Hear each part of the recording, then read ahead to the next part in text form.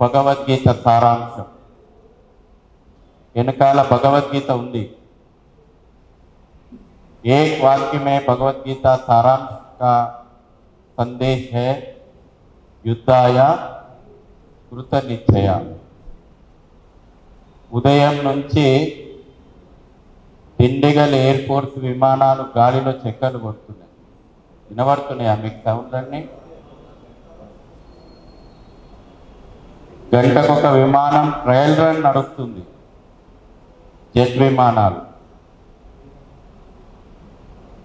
భవిష్యత్తు లోపల అఖండ భారత నిర్మాణం జరిగేటువంటి శుభ పరిణామం కోసం మనమందరం కూడా సిద్ధపడాలి. అవసరం వస్తే భారత ప్రభుత్వం ఎలాంటి కఠినమైనటువంటి చర్యలకైనా సిద్ధపడాలి అనేటువంటి విషయం యావత్ సమాజం ముక్త కంఠంతో చెప్పాల్సిన అవసరం.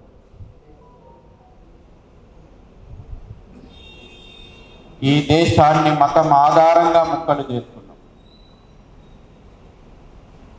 1947 ఆగస్టు 15న మతం ఆధారంగా 30 లక్షల మంది హిందువుల యొక్క, మన సోదరుల యొక్క రక్తం ఏరులై పారుతుంటే సుమారు 20,000 మంది మన మాతృమూర్తుల పైన అత్యాచారాలు జరుగుతుంటే తెచ్చుకున్నటువంటి స్వాతంత్రం ఎగిరేసుకున్నాం మనం. ఎర్రకోట మీద త్రివర్ణ పతాకం 30 లక్షల మంది హిందువుల యొక్క రక్తాన్ని పారించి.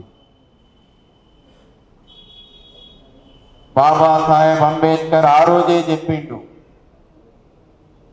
ఈ దేశం మతం ఆధారంగా విభజన చేయాల్సి వస్తే, अगर इन देश मजहब आधार से विभाजन होना चाहिए तो पॉपुलेशन एक्सचेंज करना जरूरत है. ये विषय तब अंबेडकर जी बोले, मगर वो लोग है ना, ఈ దేశాన్ని కేకు వంచుకున్నట్టు తమ రాజకీయ పదవి కాంక్ష కోసం ఈస్ట్ పాకిస్తాన్ లోపట, వెస్ట్ పాకిస్తాన్ లోపట హిందువుల యొక్క ప్రాణాలను గాలి వదిలేసి, జిన్నా ఒకవైపు, నెహ్రూ ఒకవైపు ఈ దేశాన్ని ఆస్తులు పంచుకున్నట్టు పంచుకున్నారు. పావురాలు ఎగిరేసినోడు ఒకవైపు, పైజామా వేసుకున్నాడు ఒకవైపు.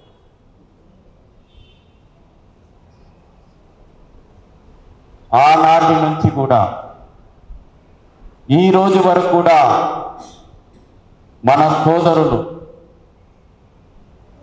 ఏ రాజకీయాలైతే హామీ ఇచ్చినాయో, ఆనాడు అంబేద్కర్ మాటను విస్మరించి బూటకపు హామీలు ఇచ్చింది. ఇవాళ ఇక్కడ ఒక్క గొంతు లేవట్లేదు. ఎవరున్నారు బంగ్లాదేశ్ లోపట, ఈనాడున్నటువంటి పాకిస్తాన్ లోపట అంటే కడు పేదలు. ఈనాడు మనం చెప్పుకుంటున్నటువంటి కులాల ఆధారంగా చెప్పాల్సి వస్తే దళిత సామాజిక వర్గానికి సంబంధించినటువంటి పేదలు మాటను నమ్మి, ఆనాటి రాజకీయాల యొక్క మాటను నమ్మి, జోగేంద్రనాథ్ మండల్ అనేటువంటి ఒక నేత యొక్క మాటను నమ్మి అక్కడ ఉండిపోతే మతోన్మాదం ఏ విధంగా పడగలు విప్పుతుంది, ఏ విధంగా ఊచకోతలు పోతుంది. ఆనాడు మొట్టమొదటి భారతదేశం యొక్క న్యాయ శాఖ మంత్రి డాక్టర్ బాబాసాహెబ్ అంబేద్కర్ మాటలను విస్మరించి, హిందువులారా మీరు ఇక్కడే ఉండిపోయి అని చెప్పినటువంటి ఆనాటి పాకిస్తాన్ న్యాయ శాఖ మంత్రి జోగేంద్రనాథ్ మండల్ యొక్క మాటలు నమ్మి అక్కడ కడు పేదలైనటువంటి హిందువులు ఉంటే, చివరికి జోగేంద్రనాథ్ మండల్కు పట్టినటువంటి గతి ఏంటంటే కట్టు బట్టలతోటి భారతదేశానికి ప్రాణాలు అరచేతిలో పెట్టుకొని వచ్చి ఈ రోజున ఇక్కడ యొక్క నోరు మొదలట్లేదు. మానవ హక్కుల నోళ్లు మెదనట్లేదు, మానవత్వం వస్తలేదు బంగ్లాదేశ్ లోపల. ఎందుకంటే బాధితులు హిందువులు. హత్యలకు అత్యాచారాలకు గురైతుంది మన సోదరులైనటువంటి హిందువులు. మహిళా సంఘాలకు నోరొస్తలేదు. సామూహికంగా ఒక్కొక్క వీడియో చూస్తుంటే రక్తం ఉడికిపోతుంది. మన సోదరీమణులను బలవంతంగా లాక్కెళ్ళి సామూహికమైనటువంటి అత్యాచారాలు చేస్తున్నారే. ప్రపంచం కన్ను మూసుకుంది, ప్రపంచం నోరు మూగబోయింది. ఈ దేశంలో ఉన్నటువంటి కుహానా రాజకీయాలు కూడా మీ స్వార్థ రాజకీయాల కోసం ఏ దేశాన్ని అయితే పంచిండ్రో, ఎందుకు ఇవాళ బంగ్లాదేశీ హిందువుల పక్షాన ఒకనాడు ఈ దేశంలో భాగమైనటువంటి ప్రజలు 1947 ఆగస్టు 15 కంటే ముందు ఈ భారతమాత బిడ్డలు ఈ దేశ స్వాతంత్రం లోపల భాగమైనటువంటి వాళ్ళు పాశవికంగా హిందువులను చంపుతుంటే, కుహానా సెక్యులర్ నేతలారా మీ నోట్లు వడిపోయినాయా అని వాళ్ళ మేము అడుగుతున్నాం. మత్తు మందులో ఉన్నది వాళ్ళ హిందువు. కుహానా సెక్యులిజం అనేటువంటి మత్తు మందులో ఉన్నది వాళ్ళ హిందువు. ఆ మత్తు వదిలించుకుంటేనే ఇవాళ కొన్ని శక్తులు ఛాలెంజ్లు ఎత్తుతున్నాయి. బంగ్లాదేశ్ యొక్క పరిణామాలు భారత్ లోపల తీసుకొస్తారట. భారత్ తేరే తుకడే ఉంగే ఇన్షా అల్లా అనేటువంటి నినాదాలు చేస్తా ఉన్నారు. నిన్ననే యోగి ఆదిత్యనాథ్ చెప్పినట్టు బాబరు ఔరంగజేబు DNA ఇంకా ఈ దేశం లోపల ఉన్నది. బాబరు ఔరంగజేబులు అక్బర్ల యొక్క DNA వాగుతుంది. వాళ్ళ భారత్ ను ముక్కలు చేస్తారట. అదే DNA వాగుతుంది. 15 నిమిషాలు టైం ఇస్తే హిందువులను ఊచకోతకొస్తారట. భాగ్యనగరంలోనే వాగుతుంది ఆ DNA. అదే DNA వాగుతుంది. సనాతన ధర్మాన్ని ఎరాడికేట్ చేస్తారట.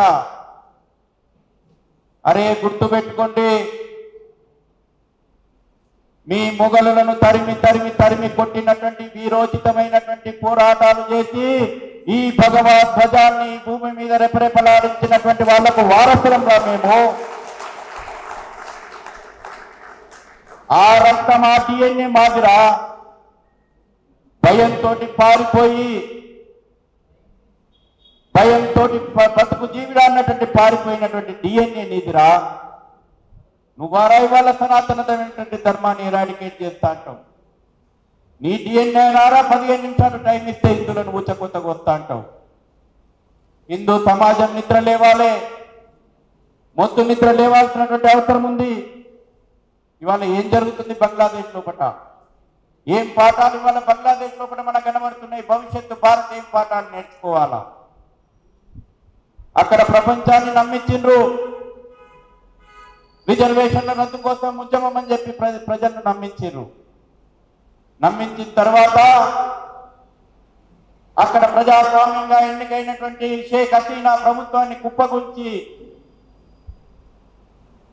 జమైతే ఇస్లామియా బంగ్లాదేశ్, హిజ్బుల్ తహజీర్ నేతృత్వంలో ఇస్లామిక్ మతోన్మాద శక్తులవన్నీ కూడా భారతదేశ స్వాతంత్రానికి ముందు పురుడు పోసుకొని